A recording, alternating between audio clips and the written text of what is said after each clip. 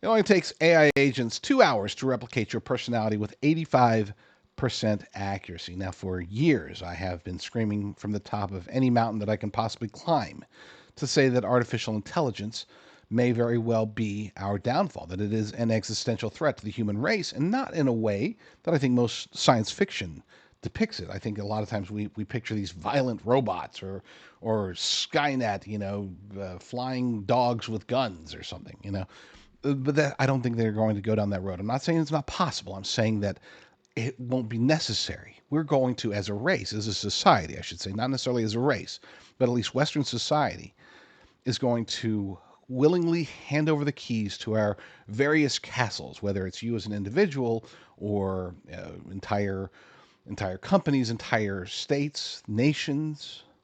We're going to look at AI. We're going to see that it can do certain things, quote unquote, better.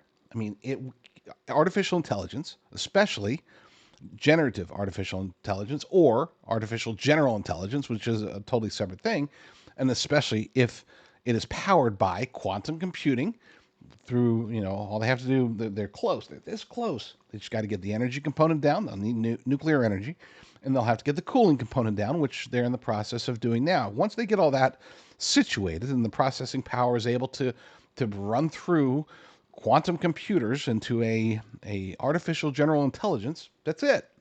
I mean, that's it.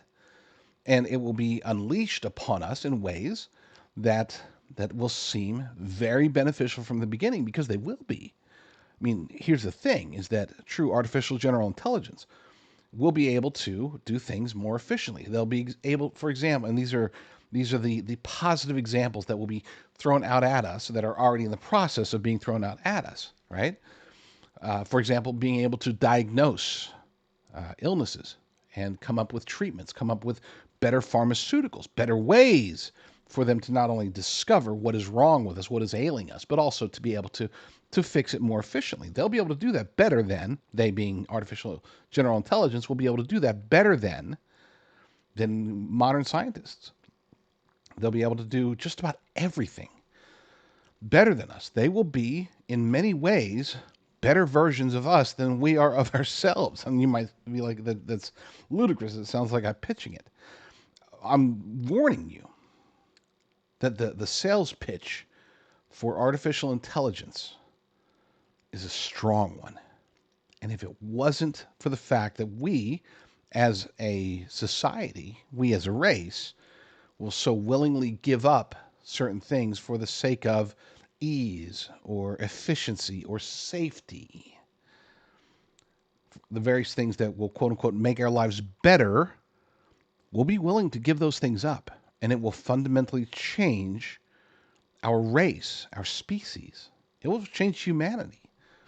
And not in a good way. It might seem good at first, but it will transform us. And it will, in my humble opinion, this is just based upon sort of looking ahead, I can see how artificial intelligence plays in very directly with the end times as described in the Holy Bible. But let's get to this article real quick before we get into too biggest stuff.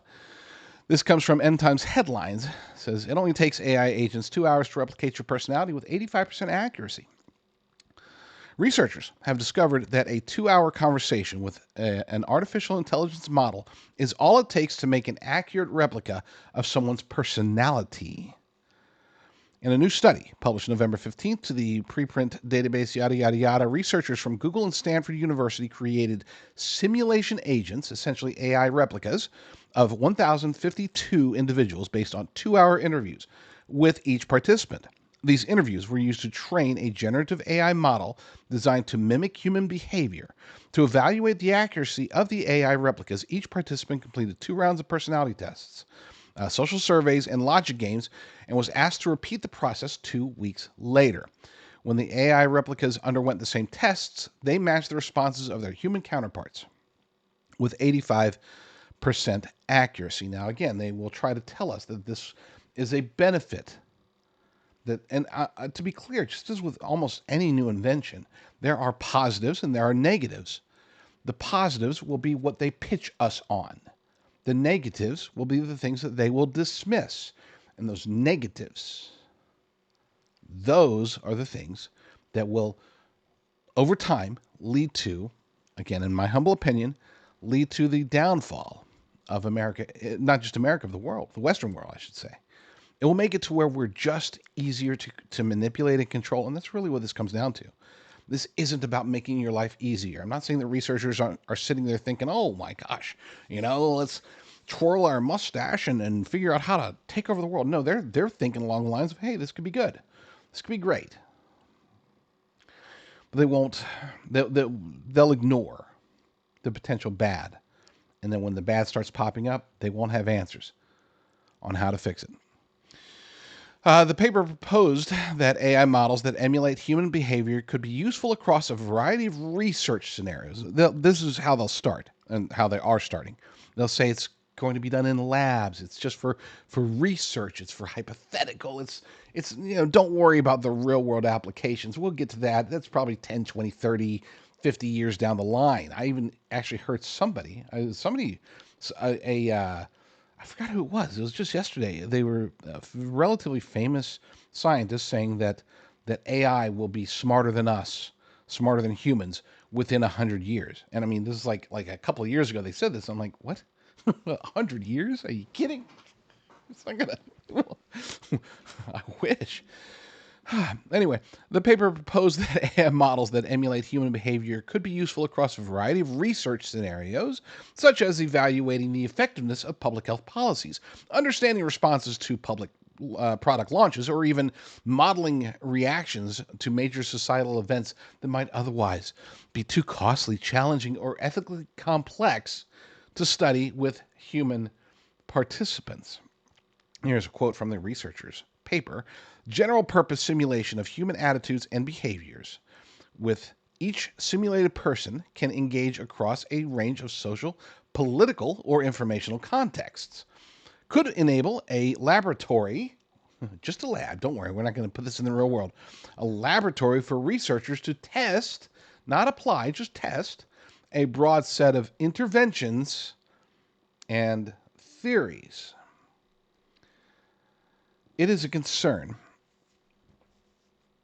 not one that we should be like apoplectic about. This isn't a call to disconnect your phone and get off the internet and go buy a homestead in Montana, but that wouldn't necessarily be a bad idea at this point in America's history, at this point in human development. These types of threats that continue to pop up, especially these threats that are not being seen as threats by the vast majority of people, they're seen as benefits, but these quote-unquote benefits that will turn into threats that will eventually be used to control us, to enslave us, without the use of flying dogs with guns, flying robot dogs, armed. Well, this is where I would say this show is most relevant. This is why we as a small but growing community of people who are skeptical of what's happening in the world, we need to share everything we can. We need to make our voices heard. That's why I do this show. That's why I have shifted the focus of this show to stories like this rather than just stories about, oh my gosh, what's happening with the continuing resolution? What's happening? I mean, not that there's anything wrong with that, but everybody's already talking about that when they should be talking about stuff like this. I'm going to talk about it. Hopefully, Lord willing, you'll help me by getting other people to listen.